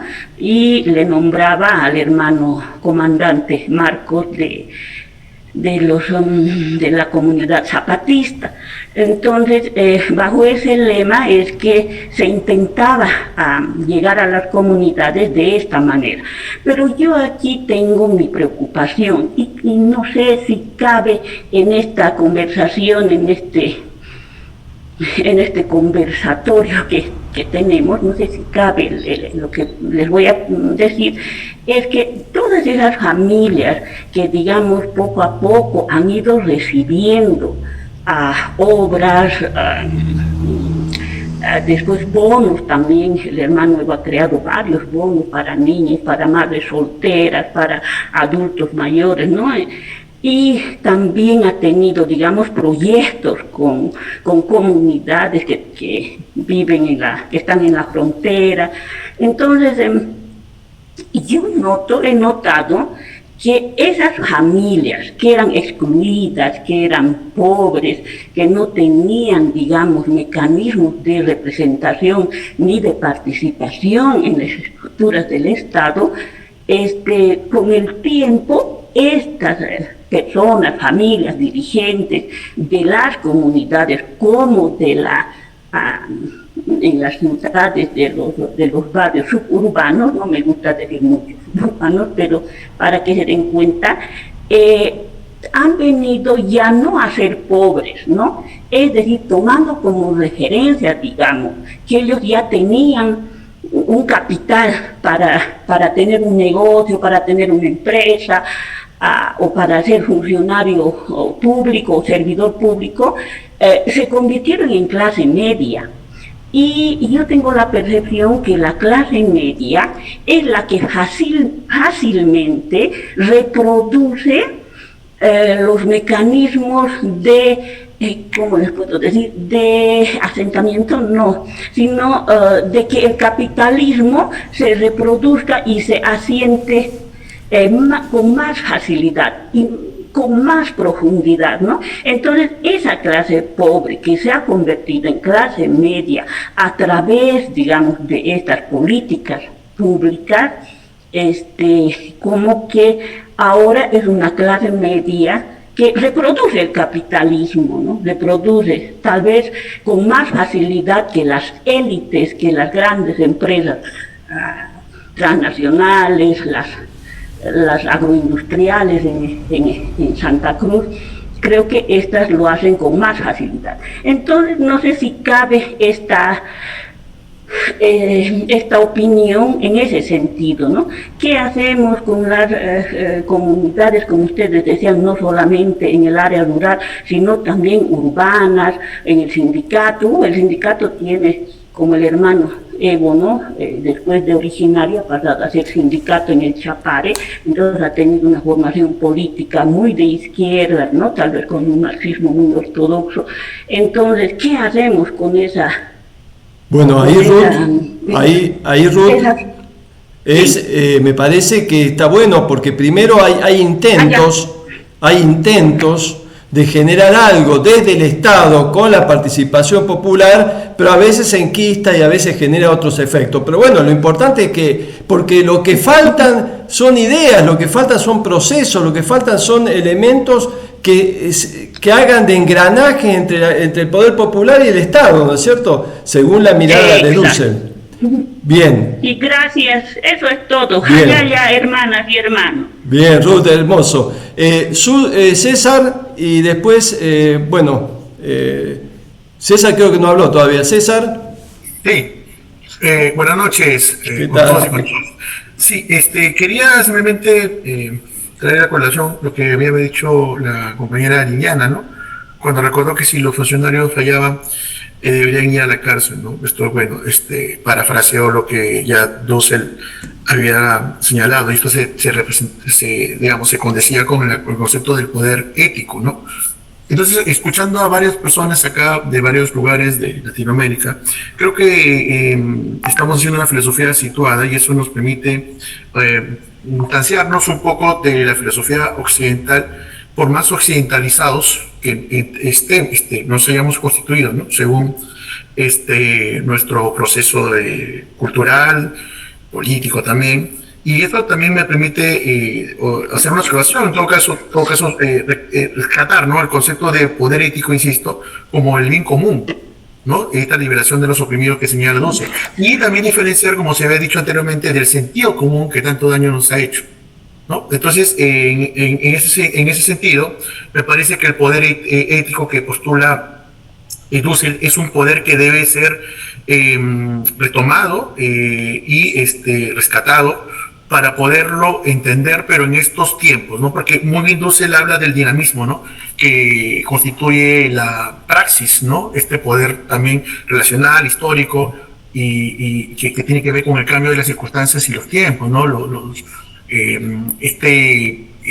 Este poder que emana, digamos, del pueblo, y esas potencias de las colectividades que también se han mencionado, ¿no? Entonces, por ejemplo, en el Perú estamos padeciendo justamente este problema, ¿no?, de no entender el poder ético, ¿no? Estamos siendo flagelados por una casta, ¿no? Sin caer en la dicotomía, como bien ha señalado por ahí una compañera, ¿no? Sin que quiera entenderse de que el pecado de otro me hace más santo, ¿no?, o me hace santo a mí, porque tenemos esta idea dicotómica, ¿no?, muy de Bush, ¿no?, de que si estás conmigo o no estás conmigo, estás contra mí, ¿no? Entonces eso no nos ha llevado a poder tener una visión, creo, más constructiva en el horizonte de largo plazo, ¿no? Simplemente tratamos de buscar señalar responsables cuando todos somos responsables, porque de eso se trata, ¿no? La política en sí, ¿no? Somos animales políticos, eso ya se dijo hace cientos de años atrás. Entonces, la pregunta también sería, ¿no? ¿El poder poético también corresponde a esta comunidad entre académicos y no? ¿No? Esa me parece que es una pregunta que nos debe interpelar para poder hacer que nuestra praxis no simplemente se quede en el mundo académico, sino también en otras esferas, ¿no? Y escuchar a personas de varias instancias, representantes de comunidades y mujeres y hombres y mayores y menores, creo que enriquece esta posición que Dussel plantea, ¿no? con el poder ético. Gracias. Perfecto. Bueno, pero ahora doy la palabra, te paso, Lina. Una cosita que nos olvidamos, que no hemos trabajado, la fiscalización es un elemento central. ¿Qué posibilidad tiene de fiscalizar la comunidad a los de arriba, a los partidos políticos? Pero ahí es que en el poder ciudadano está la fiscalización, Roberto, en el poder electoral también. Claro, bueno, pero... El control que realiza el pueblo de lo que van efectuando los que representan. Ahora, yo puedo decir una cosa que es importante de todo lo que venimos hablando. Sí.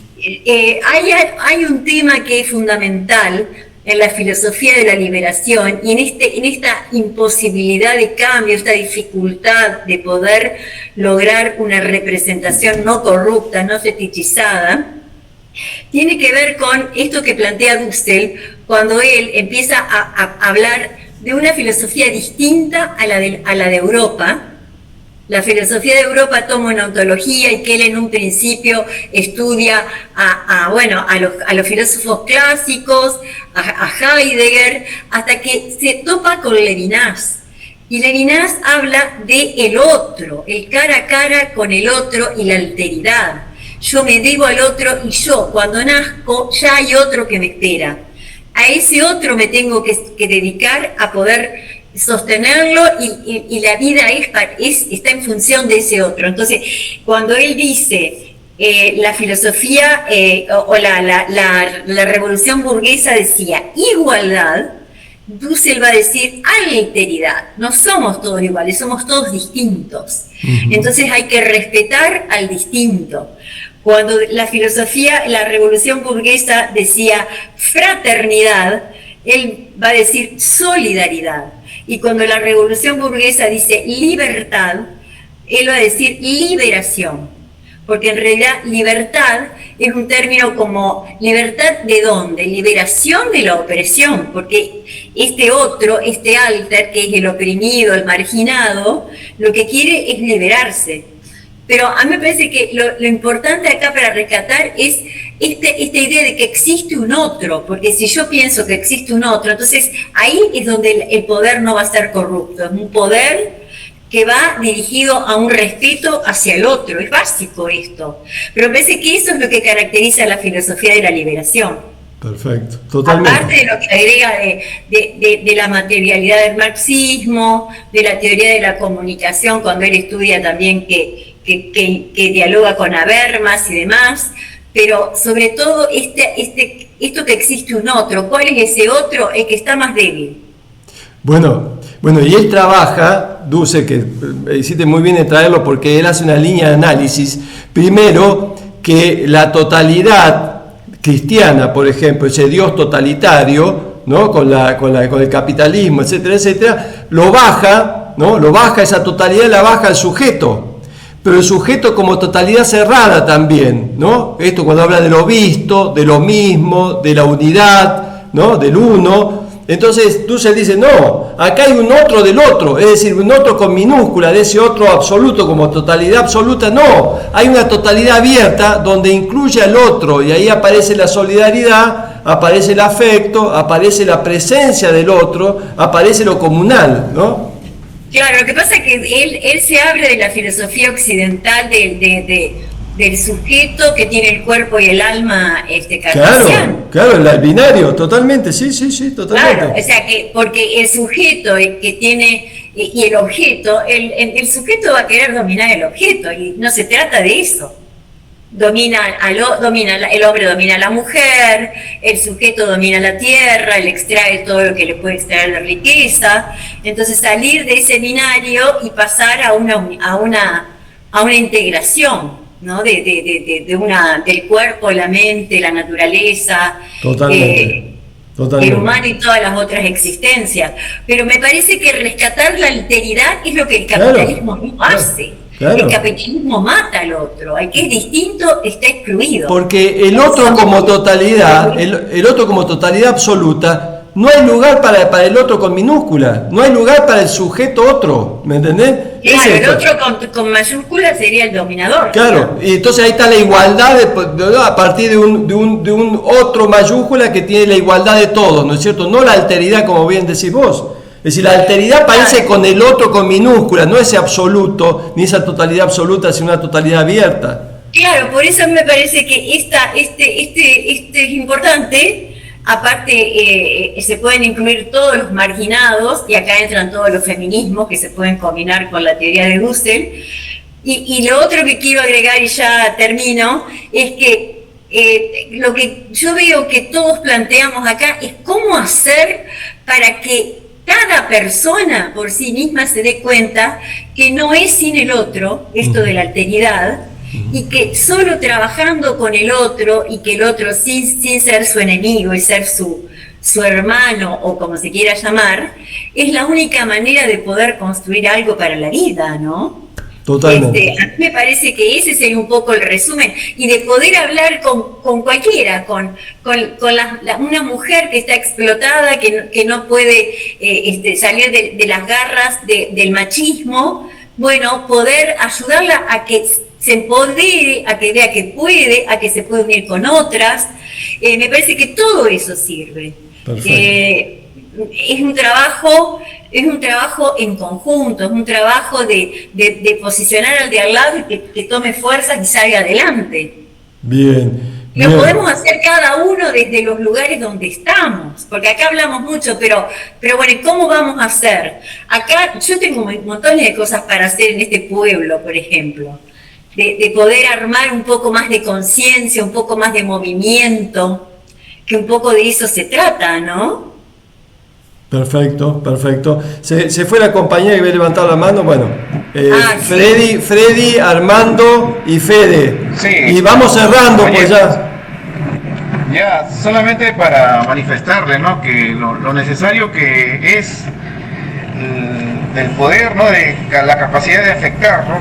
Y creo que de ese concepto un poco, si no me equivoco, de Spinoza, es esa capacidad de afectar lo que nos puede permitir a nosotros darnos cuenta que podemos cambiar, ¿no?, algún tipo de horizonte, ¿no? Y en eso es importante también entender que a veces es necesario un poco detenernos a autorreflexionar y decirnos, pues, si los conceptos con los cuales nosotros estamos operando está bien, o en qué punto podemos nosotros hacer una mutación, ¿no?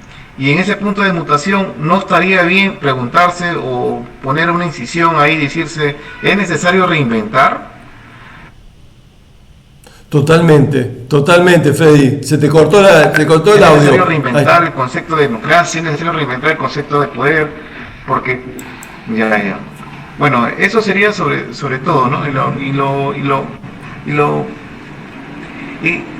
Y solo para concluir, solamente lo otro es que si bien es cierto, podemos articularnos, podemos afianzarnos dentro de un proceso colectivo, si no tenemos esa capacidad de afectar, ¿no?, a los demás, para que puedan entrar en un proceso de autorreflexión, de autocrítica, simplemente vamos a seguir repitiendo los mismos procedimientos, la misma mecánica que los sectores de la clase dominante nos administran, ¿no? Porque recuérdese que son los oprimidos, como lo dije antes, los que sostienen también el sistema, ¿no? O sea, son manipulados para sostener el sistema, ¿no? Exacto. Bueno, eso sería todo, ¿no? Bárbaro, el concepto de mutación, de reinventar, eso es lo que falta. Si casualmente lo que falta es eso, ¿no? Que tanto del lado del pueblo como del lado de las instituciones, puedan generar, pero sobre todo las instituciones, que dejen de sostener ese poder cerrado que no da lugar a la participación. Bien, Armando y Fede. Sí, cuando Ramón Groscovel nos habló de que todo es sistémico, que el sistema nos tiene atrapados, pues él nos hace mucha claridad en el sentido de que tenemos que ser también intelectualmente sencillos para entender lo que está pasando en Latinoamérica, en Abdayala. Yo, por ejemplo, tengo más de 50 años de militar en la izquierda, me descolonicé tengo 70 años y a los 18 yo ya estaba descolonizado. Obviamente que tienes que leer mucho para entender esto.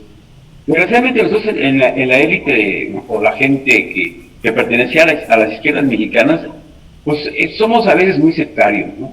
No entendemos la dinámica del sistema en el que estamos absorbidos. Y cuando llega una oportunidad de tener una democracia ligeramente reformista, la atacamos también, como si fuéramos nosotros. Tanto los intelectuales de izquierda como de derecha se convierten en enemigos de la naciente democracia. Y sucede que luego regresan como regresaron, están regresando en Perú, como regresaron cuando quitaron a Lula, cuando quitaron a gente de países democráticos. Yo creo que había que ser un poco más analíticos, más sencillos de encontrar algún tipo de situación de comprensión, pero más dialécticamente, más profundamente, a los pueblos que están emergiendo con algunas características de democracia, que es el caso de México. Por ejemplo, yo recuerdo, he estado analizando mucho el movimiento de Morena y me he dado cuenta que ha habido unos avances que no tenían anteriormente, y ha habido muchos defectos, muchos errores. Uno de sus grandes errores es que no son autocríticos, que no siguen trabajando con el meterse a las comunidades para hacer unas micropolíticas de conciencia política. Son esos errores que a la larga les pueden afectar. Aquí hubo un partido que se llamó de la Revolución Democrática que ya hasta desapareció, por lo menos que tuvo muchísimos errores, lo que le puede pasar a Morena. Todo el mundo apostaba que Morena no iba a ganar, que Morena iba a perder, que Morena era que ya la derecha y el financiamiento norteamericano, y resultó otra cosa diferente. Fue inesperado lo que pasó, el control de las cámaras. Pero hay que ver que sigue siendo un sistema capitalista. Claro. Eso hay que analizarlo bien, pero eso no quiere decir que vamos a satanizar al sistema, cuando en realidad podemos rescatar algunas cosas de él, como es el que la gente que tiene formación política, pues que se vaya a las comunidades a trabajar para hacer políticas públicas, digo políticas de micropolíticas de conciencia política, por ejemplo. Porque el poder obediencial, estamos muy lejos de llegar a él, porque somos demasiado, nos metemos en nuestro ego de revolucionarios y no hacemos nada, simplemente no hacemos nada, nos quedamos en ese trabajo intelectual sin bajar a la realidad. Yo por eso, oyendo a esta señora Patricia Herreros, pues como que me cayó el chiste y dije, bueno, de alguna manera sí es algo que se ha logrado, Abdayala ha ido despertando poco a poco. Es muy complicado porque, como dice Ramón, esto es sistémico. Perfecto. Yo ahí lo dejaría como para la reflexión. Perfecto, bárbaro. Con Fede cerramos, pues ya se nos ha pasado, ya va para casi 2 horas, así que Fede. Sí. Bueno, hay un tema que de pronto pero pienso que aportaría a la discusión. ¿Se oye bien? Sí. Bueno, es que en la discusión sobre el poder del Estado hay que trabajar los conceptos o las relaciones entre el territorio, el pueblo, la sociedad civil y la sociedad política. Entonces, cuando se habla de sociedad política, no solamente en Colombia, sino en todo el mundo, se habla principalmente de 3 instituciones, que son los partidos, o el sistema multipartidista, el sistema del ejército y el sistema del gobierno centralizado o gobierno nacional. Pero cuando se habla de sociedad civil, es donde está la discusión con diferenciarlo del pueblo, no es lo mismo. Entonces, este pueblo que ya en la anterior intervención lo mencioné, pero la sociedad civil es la que cumple un papel también de usurpar la participación de las comunidades. Se pueden dar varios ejemplos, pero por ejemplo, cuando uno lee a Foucault, él habla de que estas instituciones capturan al individuo, producen individuos, separándolos o, como dice su nombre, capturándolos, desarraigándolos de sus territorios y capturándolos en instituciones, como son la fábrica, los centros educativos, los centros religiosos, los centros carcelarios. Es decir, el sistema político y el sistema de la sociedad civil capturan, secuestran a estos individuos para que las comunidades no tengan posibilidades de mantenerse como comunidad.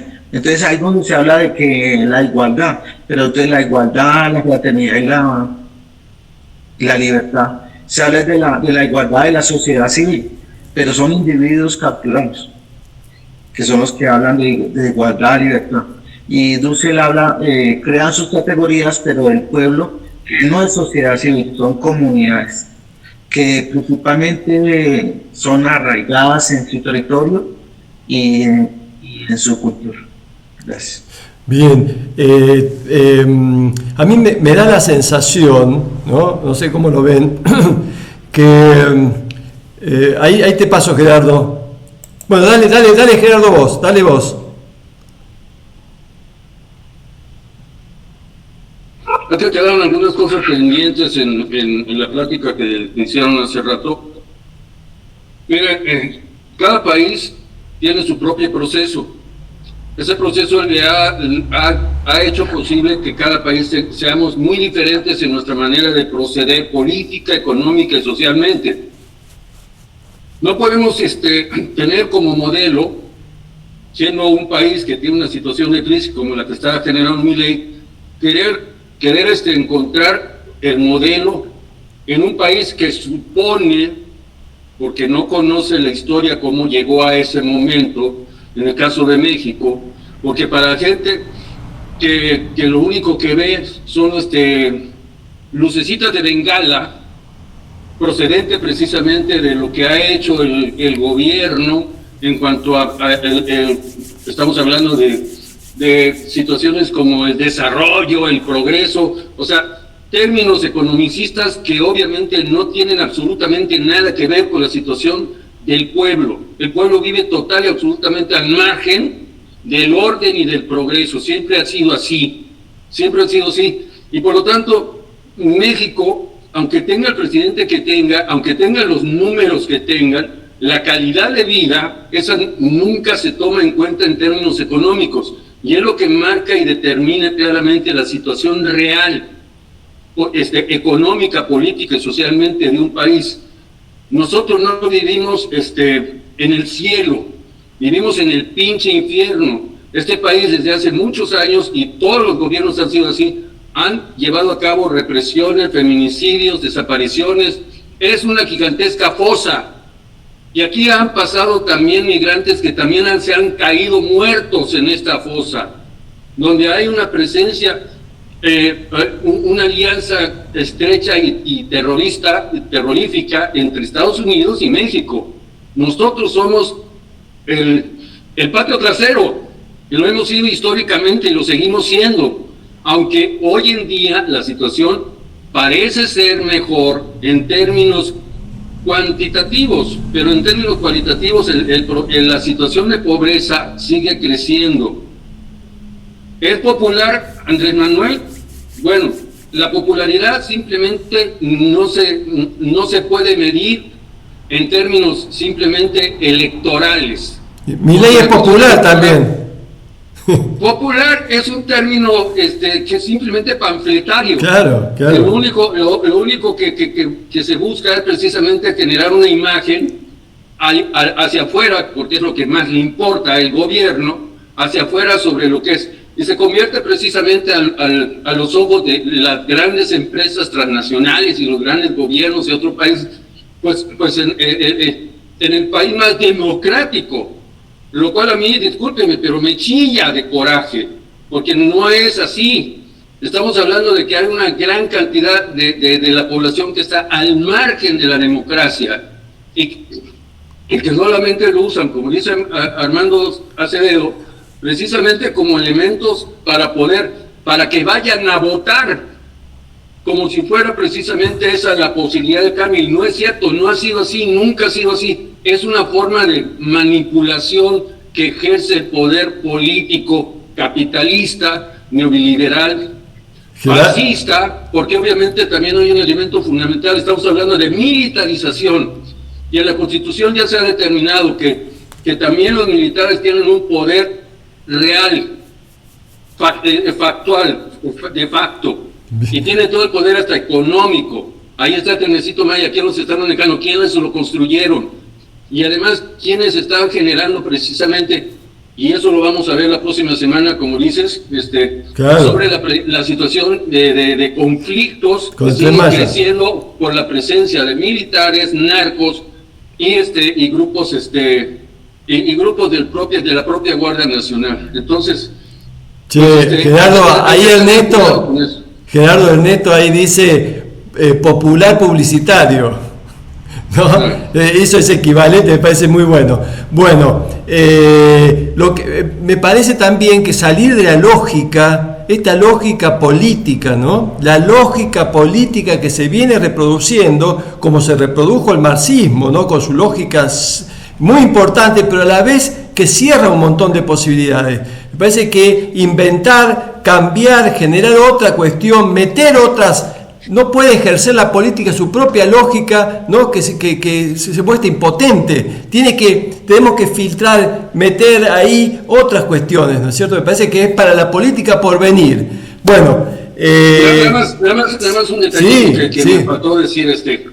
Mira, las personas que son fácilmente atrapadas porque se dejan atrapar. O sea, no es que el poder sea tan fuerte para poder, imponerse sobre el otro. Es que hemos aprendido a dejarnos atrapar, porque también los maestros hemos tenido la culpa de enseñar a nuestros alumnos, que ya son de una generación alta, a obedecer a quien ejerce el poder. Entonces, no es que alguien nos atrape, es que estamos atrapados. La cárcel la tenemos dentro. Exactamente. Y es precisamente lo que nos impide realmente ser libres. No somos libres. Y tampoco caigamos en el victimicidio. O sea, como si nosotros fuéramos víctimas. No, nosotros nos dejamos atrapar porque tenemos miedo de actuar de manera diferente. Bien. Es fundamental. Bien. Que cierre Lina. Lina cierra el encuentro de hoy. No, bueno, no, yo creo que lo que dice Gerardo es porque en realidad hay muchos frentes para ir tomando, pero el frente de la educación, pero no no solo la de la escuela, la de todos los días que se puede hacer con la gente, es lo más importante, es la base, ¿no? del cambio. Porque estamos colonizados por dentro. Eso lo vamos a ver con Alfredo Grande, cuando lo tengamos también. El 29. Sí. El imperio vive dentro de ti. Exactamente. Y bueno, y el lunes próximo, Diana Itzu con el tema zapatista. Así que esperemos que estemos todos el lunes, pues va a estar muy interesante. Bueno, saludos cordiales. Nos vemos. Hasta la próxima. Hasta el lunes próximo. Saludos. Bye. Bueno, cierro. Sí. Gracias. Nos vemos, hasta luego.